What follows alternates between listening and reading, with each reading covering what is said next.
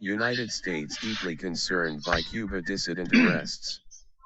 The United States has said it is deeply concerned about reports that several high-profile Cuban dissidents were detained on Tuesday. Activists say police made the arrests hours ahead of a planned protest in Havana's Revolution Square. Organizers said the protest was aimed at testing the tolerance of Cuba's communist government. On December 17, the US and Cuba announced they would normalize relations. Despite the historic announcement, Washington said earlier today that it would continue to press the Cuban government to uphold its international obligations.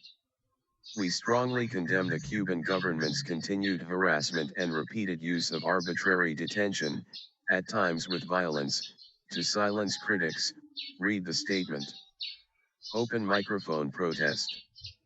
The crackdown was flagged up by Cuba's best-known dissident blogger, Yoani Sanchez, on Tuesday. She posted on Twitter that her husband, Reynaldo Escobar, and another dissident, Ilir Avila, had been detained. Reynaldo Escobar and Yoani Sanchez, May 30, 2013. Yoani Sanchez and her husband Reynaldo Escobar run an opposition website in Havana. Cart loaded with sacks in Havana. December 17, 2014. The Cuban government blames the U.S. embargo for economic hardship on the island.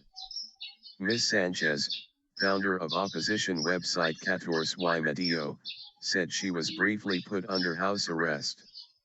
Mr. Escobar, a senior editor at the website, was released after several hours in police custody. They had been supporting an open microphone protest organized by performance artist Tanya Bruguera. Ms. Bruguera was also detained on Tuesday, hours before the unauthorized event at Havana's Revolution Square. She was briefly released earlier today, but rearrested after trying to hold a press conference in Havana's Seaside Avenue, the Malecon, according to the AFP news agency. Rigid outdated policy. Opposition activist Elizardo Sanchez told AFP that 51 dissidents had been detained and that 15 remained in jail. The arrests have not been confirmed by the Cuban authorities or reported by state media. US-Cuban ties have been frozen since the early 1960s. Raúl Castro and Barack Obama. The two presidents announced the policy shift on live television from Havana and Washington, D.C. Anti-Castro demonstrators in Miami. Anti-Castro demonstrators in Miami protested against the proposed end of economic sanctions.